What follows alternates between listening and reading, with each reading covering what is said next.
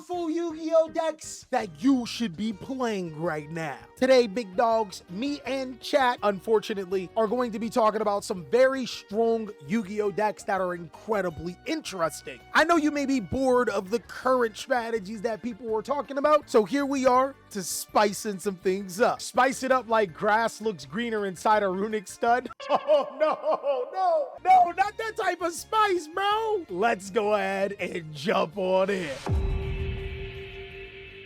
What's going on with ya, big dog? And it is an amazing day for Yu-Gi-Oh! I hope that your day phenomenal. But if it isn't, don't let what happened at the beginning of your day ruin the rest of your day. But also, since it's that time, it's how's it go? Update Monday! A particular time where we talk about something to not only better you as a Yu-Gi-Oh player, but more importantly, better you as a person so you could be too strong. Today, big dogs, we're going to be talking about motivation, and sometimes it's incredibly hard to find. I remember when I first started lifting as a little jit, my coach at the time used to listen to David Goggins. You guys know the guy that be screaming that stuff? Your leg is broke, just step on it. If you ain't got no money, just get it, you little Bro, that don't motivate me, and I'm pretty sure it don't motivate some of y'all. Basically, what I'm saying is that there's different types of motivation, and when you don't feel as motivated, I want you to find the spot, whether it is somebody like that, or if it's something like this. Regardless, being motivated is one of the most important things in life, and if you find it,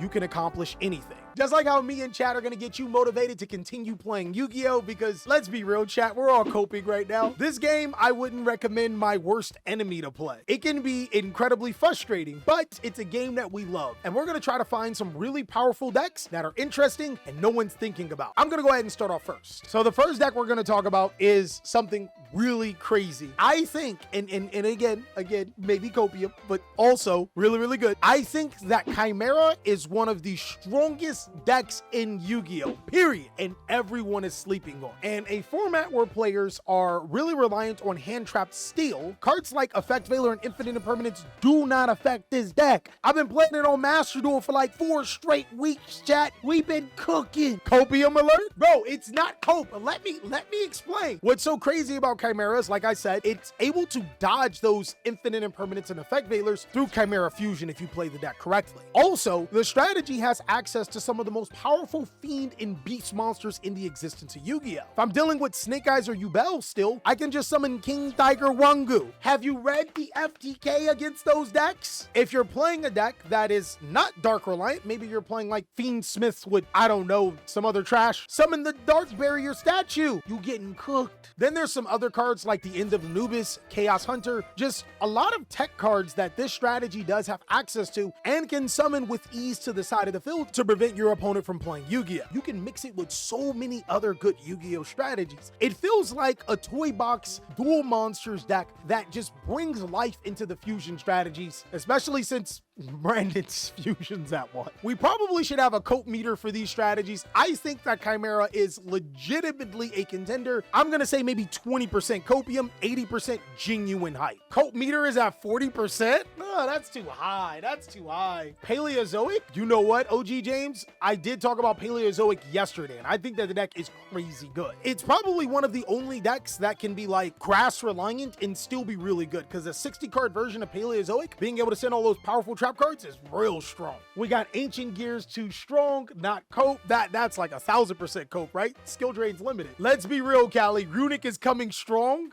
No. We might be able to say Runic's good, but I don't want to talk about it. Ashen Volcanic, big trust.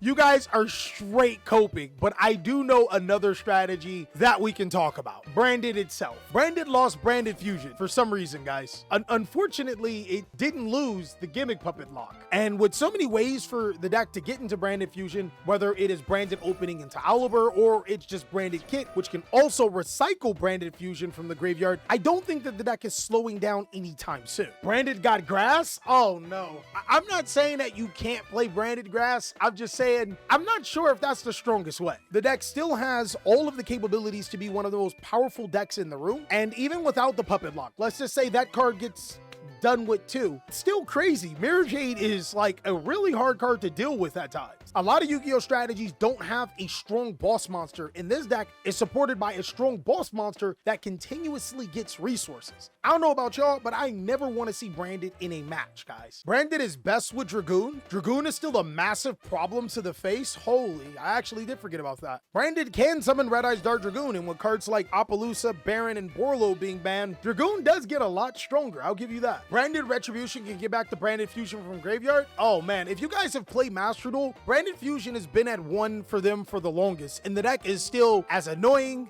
and as powerful and as strong as any other time. Albeit dodging the ban list is crazy. I think that Branded may go towards a Branded in red approach. That card's still crazy good. And then there's even the Branded trap card, Branded Banishment, that allows you to super polymerization your opponent. The deck is 100% not dead. Also immune the troll. Yeah, you're not wrong. So the Dragon Rulers at 2, I think that they are crazy for respective decks. Like Blaster for Tenpai Dragon, like Red Ox for Madolche, like Tidal for Water, and Tempest for like Armed Dragons or something. But I am not 1000% sure if Dragon Rulers as its own deck would be competitive. I think the cope level on both Branded is going to be like, I don't know, maybe 20% as well. And the cope level on Dragon Rulers is the opposite. I'm going to say a pure Dragon Ruler deck, 80%. But Dragon Rulers as an engine, you might be cooking. We'll talk a little bit about that. Zephyra, super heavy Sword Soul, 60 card pile build, no grass, just smoke it. No!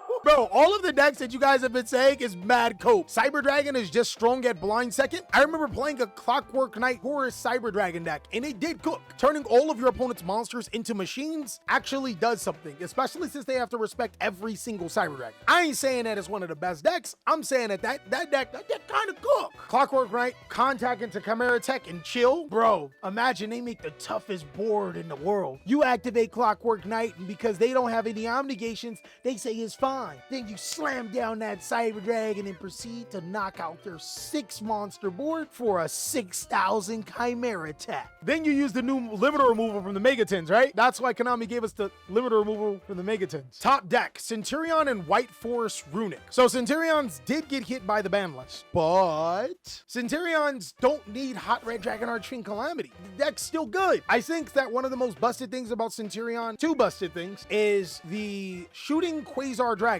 That's not the name. Cosmic Blazar Dragon has a really unique effect. It banishes itself for cost, but also for activation requirement, it will return to the field. So that means that even if its effects were negated, it still returns back to the side of the field. You could literally Solemn Strike this card and it'll still come back. I think that that's one of the most busted Yu-Gi-Oh cards when you have a monster that can banish itself to stop effects and then come back no matter what. I also think being able to synchro summon into monsters like Chaos Angel using Bestial cards is also ridiculous, and that's something that Centurion can do. We know that this deck is still getting more support in the future too, and since it's no longer Helmet, you might actually have to think about your plays. I really do like Centurion. Now, as for Whitewoods, you guys might have to do me some convincing. I'm gonna say that Centurion is about 40% copium, and that's strictly because it hasn't done anything yet, but I believe in that deck. Thoughts on Scareclaw Horus, my guy? Give it up. Let it go, bro. Come on, Callie, let's talk about Runic. I'm not talking about Whitewoods Runic. That's TJ's alley. Whitewoods isn't copium depending on what it's paired with. The deck is super strong and underrated. Come on, Whitewoods gotta be a collab. Get on it, Konami.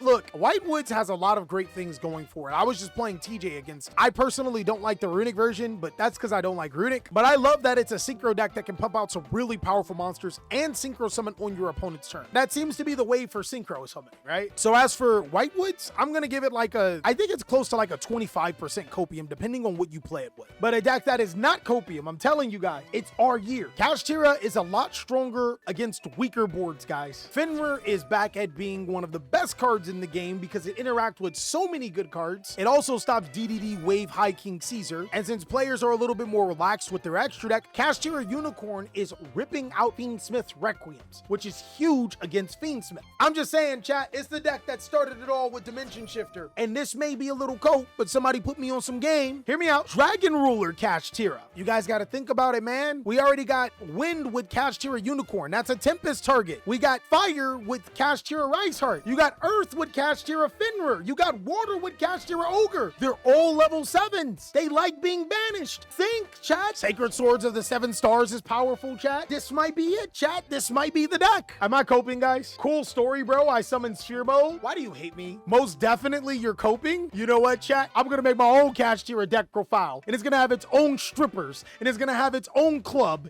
and money, and music. Fine then, guys. You guys can't join either. All right, I ain't gonna lie. It might be 50% copia with Kashtira Dragon Rulers, but I'm still gonna try it, guys. Expect a deck profile real soon. You could tech the Adventure Engine? Bro, Dragoonity. Tidal can send Ogre to send Water Enchantress to the graveyard. Boom, right there. That's our Adventure Engine. We're cooking. I mean, the deck does lose harder than Nib, but we're not gonna talk about that. Melodious, best deck? Melodious fell off really hard. I think that the deck can come back, but I would have to say maybe 40% copium. A lot of people were using Melodious as an engine and its inboards. I mean, I don't know. They seem a lot stronger now. I think the deck is a lot stronger going second, but I don't know. We'd have to find out. Melodious has access to Vortex Dragon. It's an Omni Negate. Chat, you know how we feel about Omni Negates, chat. We go for Omni Negates. Bro, just watch one of these other videos so we can get out of here.